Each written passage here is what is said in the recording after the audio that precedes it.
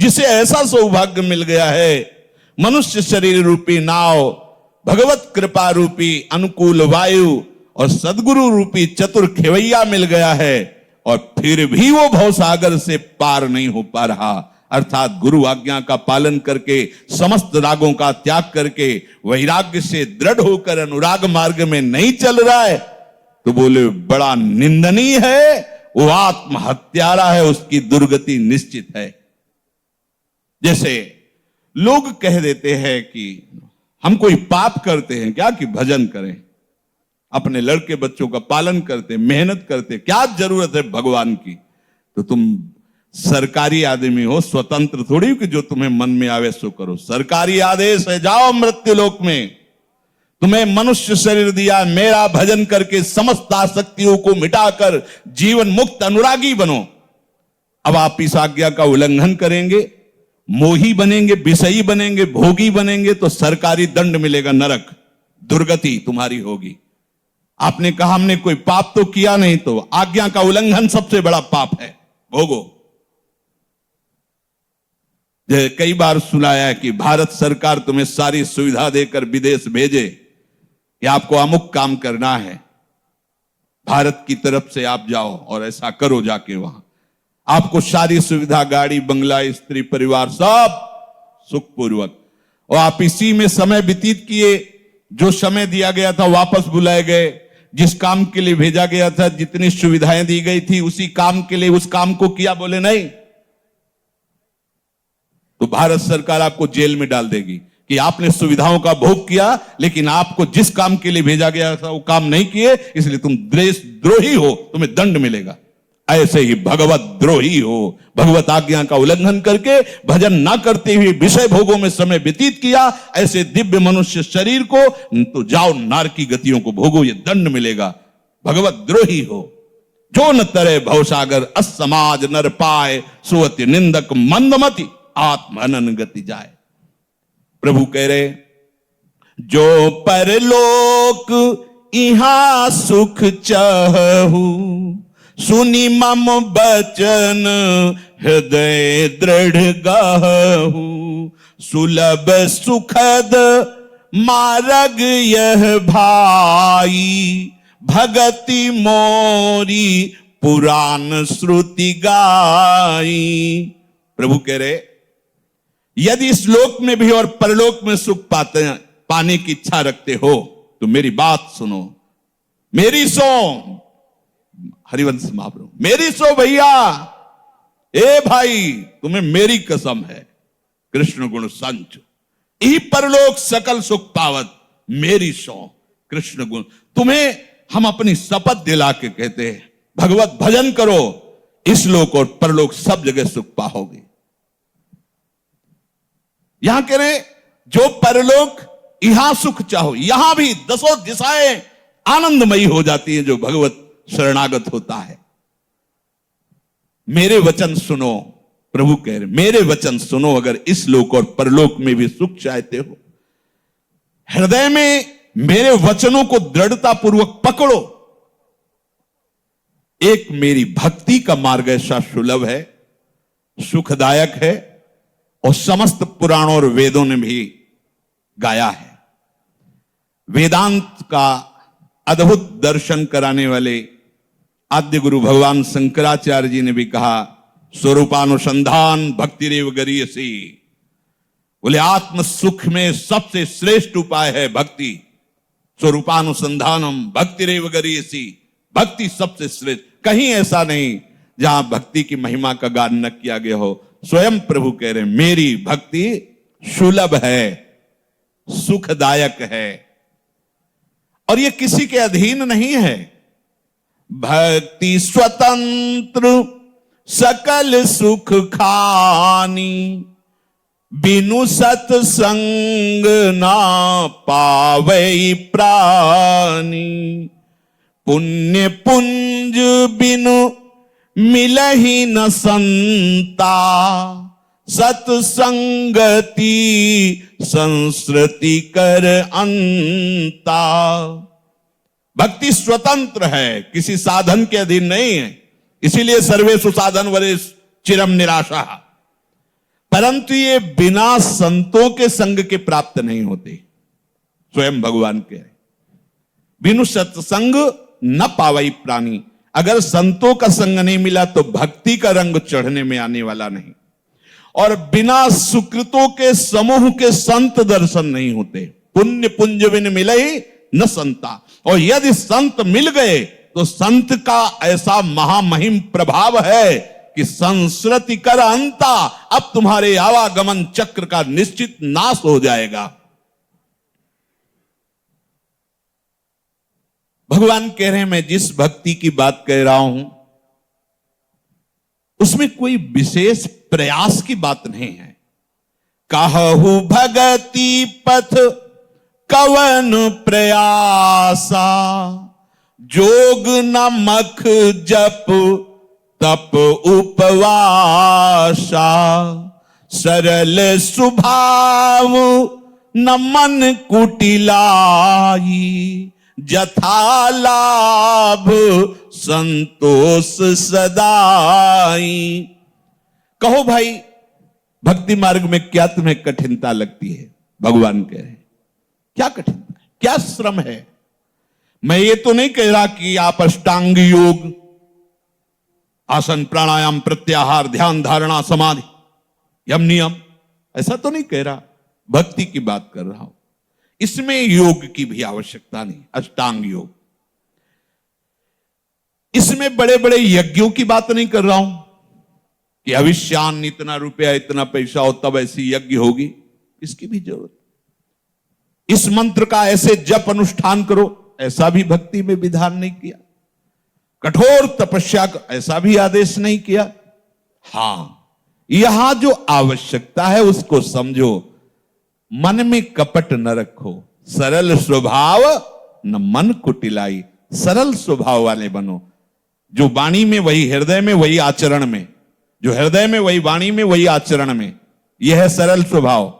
हृदय में कुछ, वाणी में कुछ, आचरण में कुछ, इसे कपटी कहते हैं। कपटी। सरल क्या? जो हृदय में वही वाणी में वही आचरण में, तीनों में अंतर नहीं। जो हृदय में चल रहा है वही वाणी में बोल रहे वही आचरण में है। आचरण कुछ और, मन कुछ और, वाणी कुछ और, यही कपटी पुरुष का लक्षण। प्रभु कहते मोहि कपट छल छिद्र न भावा। भक्ति में कपट बहुत बाधक है। सरल स्वभाव न मन कुटिलाई। प्रभु कह रहे भक्ति में स्वभाव सरल चाहिए। सरलता का स्वरूप मन, वचन और चेष्टा एक, जो मन में वही वचन में वही चेष्टा में। और दूसरी बात, जैसे प्रभु रख रहे हैं वैसे संतोष धारण करो। जैसे प्रभु, जथा लाभ संतोष सदा, काहू सो कछु न चाहोगो। यहां कह रहे हैं जथा लाभ संतोष सदाई। जैसी परिस्थिति तुम्हारी है, प्रभु तुम्हारे योग्य रचकर भेजा, निकलो उससे। उससे न राग करो न द्वेष करो, वो तुम्हें उठाने के लिए परिस्थिति रची गई है प्रभु के द्वारा। जथा लाभ, जैसे प्रभु ने आपकी व्यवस्था की, ठीक आपके लायक है, आप उसमें न राग करो और न द्वेष करो, निकलो, उससे ऊपर निकलो। एक बात कही कि सरलता होनी चाहिए, कपट नहीं। दूसरी बात कही कि जैसी परिस्थिति हो उसमें संतोष धारण करो। जोई जोई प्यारो करे सोई मोई भावे। अब तीसरी बात और जोर की कह रहे हैं प्रभु, ये भक्ति के लिए अति अनिवार्य बातें कही। कह रहे हैं मेरी भक्ति में जोग नमक जप तप उपवासा, लेकिन इसकी जरूरत है। सरल स्वभाव न मन कुटिलाई, जथा लाभ संतोष सदाई। ये जो बात कह रहे हैं सब बातों की एक बात है। कह रहे मोर दास कहाई नर आसा, करई तो कहू कहां विश्वासा। बहुत कहाऊं का कथा बढ़ाई, यही आचरण बश्य में भाई। मेरा दास कहलाकर किसी मनुष्य की आस करे तो बोलो ये क्या मेरी भक्ति है, क्या मेरा विश्वास है, क्या ये मेरा दासत्व है? मोर दास कहाई नर आसा, करई तो कहू कहां विश्वासा। मेरा दास कह, अरे अनंत शक्तियों के स्वामी प्रभु, किसी की तरफ आंख उठा के भी नहीं देखना कि ये कभी हमारे काम में आ जाएगा, ये कभी अवसर आने पर हमारा सहयोग करेगा। धिक्कार है ऐसी दासता को जो प्रिया प्रीतम के चरणारविंद का आश्रय लेकर किसी और की तरफ देखना पड़े। ये आंखें फूट जाएं जो किसी और की तरफ देखे, ये कान फूट जाएं जो किसी और की बात पर विश्वास करके सुने उसे। नहीं, हमें प्रिया प्रीतम की बात, प्रभु की, हरि गुरु की बात, बस श्रवण फुटो जो अन सुनो श्री राधा जस बैन। हमारे मुख में जो जिह्वा है वो अनन्य भाव से अपने आराध्य देव की रटन में, गुण लीला में रहे, अन्यथा मूक हो जाए, वाणी अंतर्हित हो जाए, बोलना बंद हो जाए या जबान कट जाए। ये निष्ठा, कितना आनंद है। इतने बड़े प्रभु ठेका ले रहे हैं, मेरा दास, फिर क्या उदास, फिर क्या दूसरों से आस, क्या भरोसा किसी और का। प्रभु का बल, महाबल, अन्य आशा नहीं। हम लोग फंसे। देखो, प्रभु कह रहे हैं भक्ति में ये तीन बातें अति अनिवार्य हैं। कपट मत रखो, सरल स्वभाव रखो। दूसरी बात, जैसी परिस्थिति है उसी में भजन करो, विचलित मत हो, प्रभु ने आपके योग्य परिस्थिति रची। तीसरी बात, किसी का भरोसा मत रखो, एकमात्र प्रभु से ही आशा, भरोसा और बल हो। प्रभु कह रहे हैं, देखो अगर ऐसे आचरण करोगे तो मैं तुम्हारे बसीभूत हो जाऊंगा। प्रभु स्वयं अपना वशीकरण उपाय बता रहे, यही आचरण बस्य में भाई। ऐसे आचरण से जो युक्त होता है उसके मैं अधीन हो जाता हूं। कैसे? बैर न विग्रह आस न त्रासा, सुख में ताही सदा सब बाशा। सुख में ताही सदा सब आशा, अनारंभ अनिकेत अमानी, अनघ अरोस दक्ष विज्ञानी। जो मेरा भक्त होता है वो पहली बात किसी से दुश्मनी नहीं ठानता। अजात शत्रु ते सदा, हरिवंश नाम लीन जे, ये बात पकड़िए। अगर आपके अंदर किसी के प्रति भी बैर है तो अभी हरिदासत्व में कमी है। किससे बैर करोगे? सब में उसी का रूप समाया, कौन है अपना कौन पराया। साहब, प्रणाम करने योग्य बंदनी मेरे प्रभु ही नाट्य कर रहे हैं, माया को स्वीकार करके। किसी को गाली नहीं देना, क्योंकि वो गाली सीधे प्रभु के पास जाएगी। उन्हीं को हम जान नहीं पा रहे, वही है। किसी से वैर नहीं और किसी से विग्रह नहीं। विग्रह माने लड़ाई झगड़ा। कुछ लोग प्रगट में लड़ाई झगड़ा नहीं करते, लेकिन लड़ाई झगड़ा कराते रहते हैं। तुम सुना? बोले क्या? कहना नहीं किसी, वो ऐसा तुम्हारे प्रति कह रहा था। अब उसके जो भाव अभिव्यक्तियां हुई उसके पास पहुंचा। तुम जानते ना वो ऐसा ऐसा कह रहे थे, किसी दिन पक्का ऐसा हो जाएगा। किसी दिन क्या, आज ही शाम के हम, और चुप दूर खड़े देख रहे हैं। कुछ ऐसे मजेदार स्वभाव वाले होते कि दोनों को लड़ा के ऐसे भी भगवान की भक्ति नहीं कर पाते। चुगलखोर, ये भगवान की भक्ति। बच्चों, ये सब है हम में, ये सब चीजें हम में हैं, इसलिए सावधान।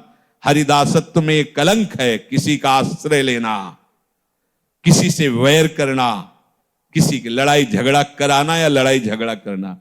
अब क्यों लड़ाई झगड़ा करें?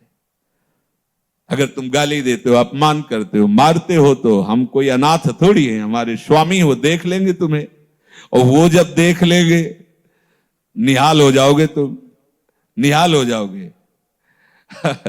वो निहाल कर देते पक्का। कभी द्वेष करने लायक नहीं रहोगे जिस दिन उनकी दृष्टि पड़ गई। बहुत सावधान। भगवान मांग कर रहे हैं, वैर न विग्रह आस न त्रासा। किसी और से आस नहीं, मिटाओ। अभी देखो कहां आस है। किसी के शरीर से आस, किसी के भोगों से आस, किसी से कोई आस नहीं। एक भरोसो, एक बल, एक आस विश्वास। बैठो तो आप विश्वास पकड़ करके। आपको लगेगा कि आपके पास तो है तो सब। वृंदावन आए थे, एक व्यक्ति का परिचय नहीं, एक धन का तो नामो निशान नहीं, भोजन की व्यवस्था नहीं, किसी को जानते नहीं थे। ये किसकी व्यवस्था? महारानी की व्यवस्था। मेरी व्यवस्था है क्या? नहीं, महारानी की। आप भी आश्रित होकर देखिए, उनको भेष से थोड़ी मतलब होता है, उनको तो अपनेपन से मतलब होता है। आपने बहुतों को अपना बना रखा है, महारानी जो देख रही अंदर से। और जिस दिन ऐसा आएगा कि गोरे चरणारविंद के सिवा कुछ नहीं, तो श्री राधा किंकरी नाम लुटाती चरण यो अद्भुता सिद्धि कोटि, करोड़ों अद्भुत सिद्धियां हाथ जोड़े खड़ी रहती।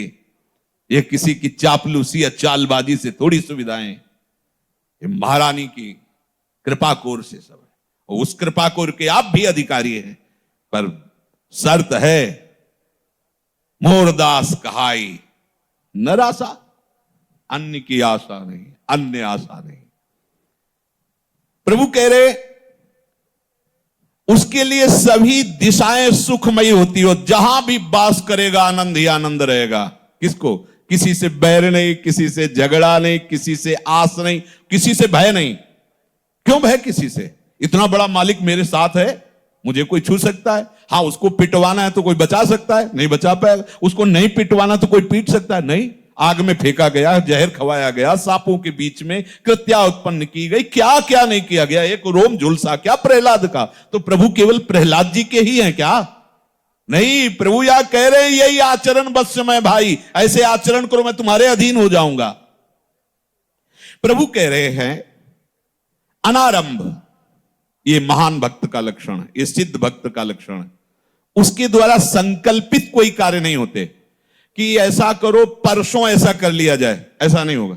चलो अभी चलते, परिक्रमा लगत, हाँ चलो, इस पूर्णा हुई, चले, ऐसा कर लो, ये गान करो, हाँ अभी ऐसा किया जाएगा, ये संकल्प करते नहीं। अनारंभ, अचानक भगवत प्रेरणा से हो रहा, उसका कोई संकल्प नहीं, कोई कामना नहीं, कोई फल की इच्छा नहीं कि ये करने से ये फल मिलता, चलो ये किया जाए, ऐसा नहीं है, स्वाभाविक है वो। अनारंभ, अनिकेत, जहां वो रह रहा है वो अपना घर नहीं है, उसे अनिकेत कहते। ये मेरा घर है तो ये आपने उसकी आसक्ति स्वीकार की, अहंकार स्वीकार किया कि मेरा है, नहीं, ये क्या है? राधा केली कुंज है, श्री किशोरी जी का सारा वैभव है। आप कौन है? उनके चरण सेवक, उनके चरणों में रहने वाले। तो सेवक कहां रहता है? स्वामी के समीप। स्वामी कहां है? महल में। सेवक कहां है? महल में। सेवक स्वामिनी के चरणों पे विश्राम करता है। श्री राधा दुख चरण निवास, हमारे निकेत क्या है? स्वामिनी के चरणारविंद, वही अनिकेत है। घर की ममता शक्ति युक्त वो अनिकेत नहीं। भगवान कहते मेरा भक्त अनिकेत होता है, अर्थात घर में उसकी आसक्ति ममता नहीं होती है। अमानी, वो कभी किसी से मान नहीं चाहता, बहुत कड़ुआ है मान। अपमान कड़ुआ लगता है किसको? अभी जो इस मार्ग में नहीं चढ़ा है। फिर अपमान कैसा लगता है? मीठा लगता है। और मान कैसा लगता है? अपमान जैसा कड़ुआ लगता है। जैसे संसारी पुरुष को अपमान कड़ुआ लगता है, ऐसे ही भागवतिक पुरुष को मान कड़ुआ लगता है। अपमान नीचा अपमानम सुधा, हाँ ठीक है, अच्छा है, अच्छा है। और वो अनग, उससे कभी कोई पाप नहीं होता जो भगवान का भक्त होता है। क्योंकि पापाचरण होते हैं शरीराभिमान से, मैं स्त्री हूं, मैं पुरुष हूं, मैं भोगूंगा, मैंने भोग लिया, मैं भोग सकता हूं, इसी से पापाचरण होते हैं। शरीरासक्ति, शरीराभिमान से ही पापाचरण होते हैं। और वो पहले ही अहंकार भगवान के चरणों में समर्पित कर चुका है, इसलिए उससे कोई पापाचरण नहीं, वो निष्पाप होता है। न पूर्व, न वर्तमान, न भविष्य, तीनों में वो निष्पाप होता है। अरोष, कोई कितना भी करे उसे क्रोध नहीं आ सकता, वो अरोष होता है। और दक्ष बड़ा निपुण होता है अपने मार्ग में, कैसे भजन बचाना है, कैसे भजन बढ़ाना है, कैसे भजन पचाना है, वो इस बात में बड़ा चतुर होता है। रामई भजे थे चतुर नर। और विज्ञानी केवल कोरी बातें ही नहीं होती परमार्थ की, उसका अनुभव किए होता है। खास बात। अगर अनुभव नहीं है तो सब बातें हैं, बातों से क्या, बातों से क्या अनुभव होने वाला। अनुभव जब तक उन बातों का, तभी प्रारंभ में ही कहा था, श्रवण, मनन, फिर धारण, निष्ठा। अगर ये तीनों हैं तो परमार्थ के पथिक। केवल श्रवण किया और मनन किया, धारणा नहीं उतारी तो तुम दूसरों को सुना सकते हो। धारणा आ गई तो दूसरे तुम्हें देख के परमार्थ के पथिक बन जाएंगे, ऐसे परमाणु आ जाएंगे। प्रभु कह रहे हैं कि जो ऐसे आचरण से चलता है कि सदैव साधु संग प्रिय लगे, अगर संग करे तो प्रीति सदा सज्जन संसर्गा, तृणसम विषय स्वर्ग अपवर्गा। संसार के भोग की क्या बात, देवराज इंद्र को जो भोग सुविधा मिली उसकी भी इच्छा नहीं रहती और मोक्ष की भी इच्छा नहीं रहती। वो भक्ति पक्ष में डूबा रहता है, हठ पूर्वक भक्ति पक्ष में, भगवत आराधना में। पर वो कभी दुष्टता नहीं करता कि दूसरों की निंदा करे, दूसरे वैष्णवों की निंदा करे, दूसरे संप्रदायों की चर्चा निंदा करे। ऐसा नहीं होता भगवान का भक्त। अगर ऐसा है तो अभी वो सही मार्ग में नहीं। किसी की भी निंदा नहीं, सब में प्रभु समाये हैं। हम जिसकी निंदा कर, हम सोचते हैं कि हम अपने आचार्य की बड़ाई करके दूसरे की निंदा करेंगे तो हमारे आचार्य हमारे को माला पहना देंगे, बास या बास हमारा यश। अरे पागल, जो यहां बैठा है वो वहीं बैठा हुआ, सब जगह वही बैठा है, दूसरा कोई है ही नहीं। अगर इधर आप चंदन लगाते, उधर गाली देते तो वो गाली इधर ही तो आएगी। क्या तेरी आराधना हो रही है?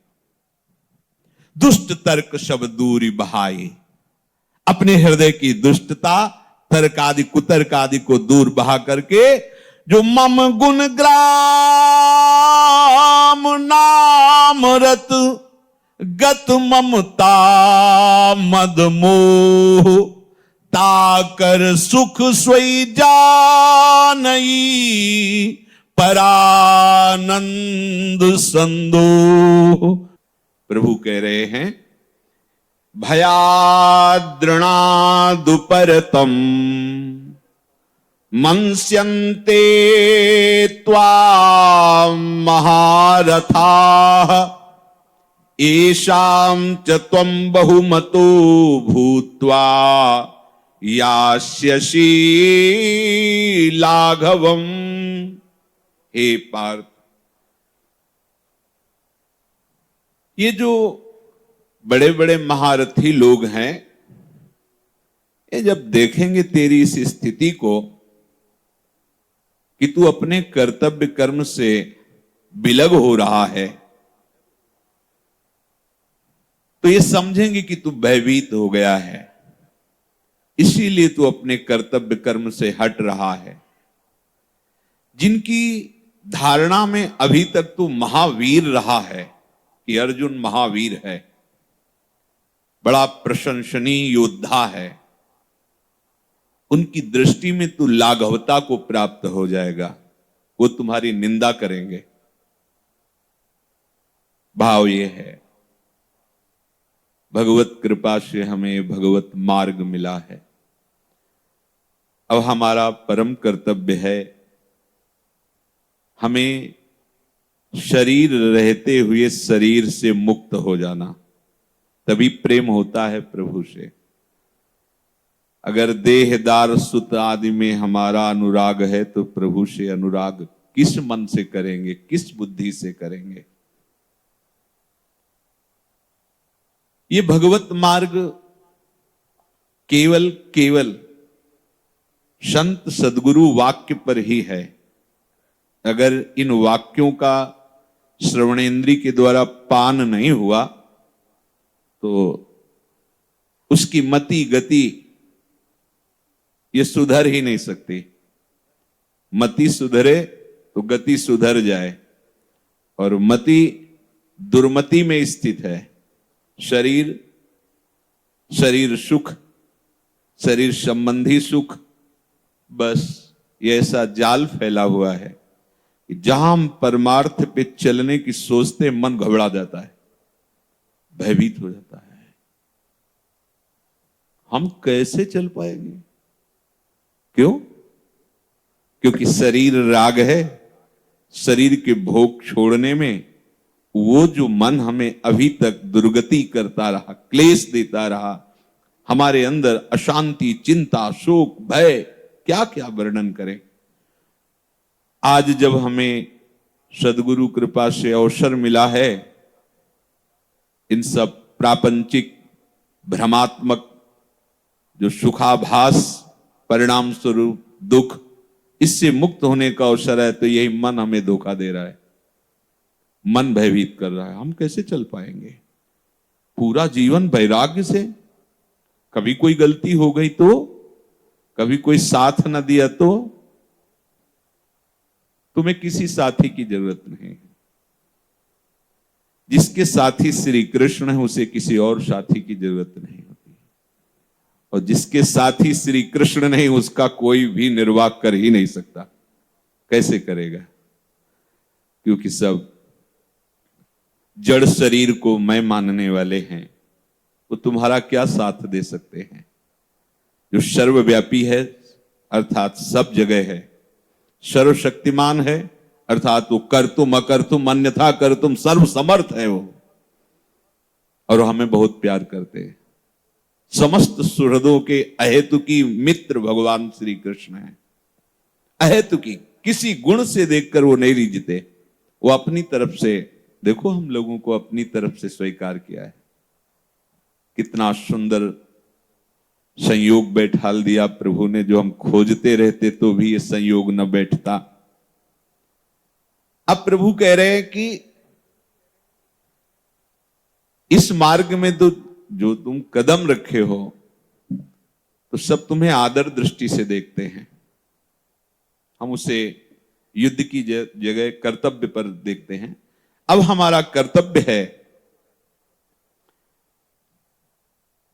जो भी भगवत प्राप्ति के मार्ग का पथिक है, कल चर्चा हुई थी कि सबसे पहली आवश्यकता है राग त्याग की, जिसे वैराग्य कहते हैं।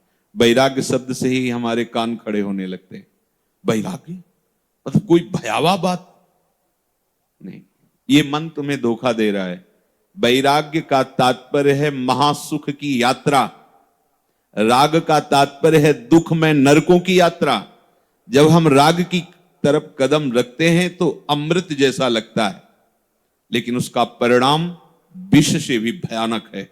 विष से भयानक इसलिए कि विष तो एक शरीर को नष्ट करता है, पर विषय कई जन्म तक हमें नष्ट करते रहते हैं, इसलिए वो बहुत भयावह है, पर वो अमृत जैसा लगता है। और जब हम अध्यात्म में कदम रखते हैं तो विष जैसा लगता है। नींद भी नहीं ठीक से लेने को मिलता इसमें, तो 2 बजे जग जाओ। कैसे कह रहे हैं अच्छे पदार्थ भी मत पाओ, बंद कर दिया बाजार का, बाजार को बंद कर दिया।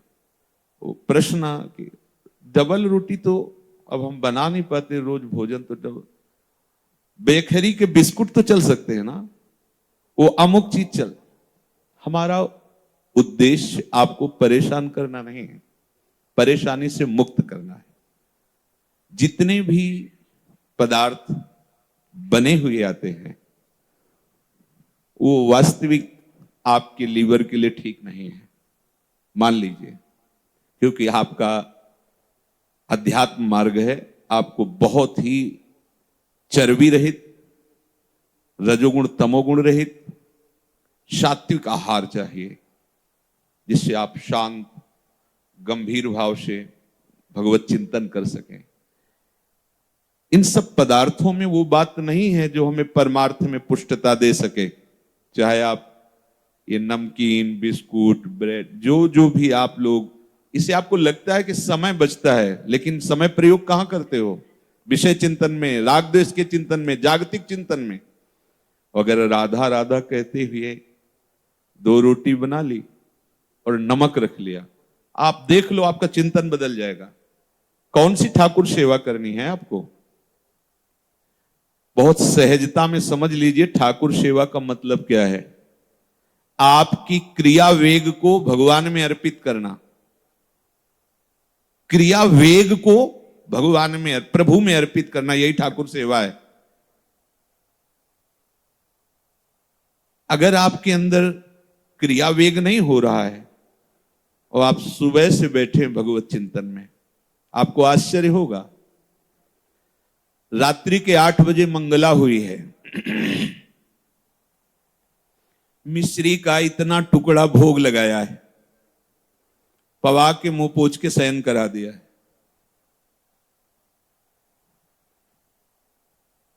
हमारी प्रतिपल सेवा हो रही है, समझना होगा।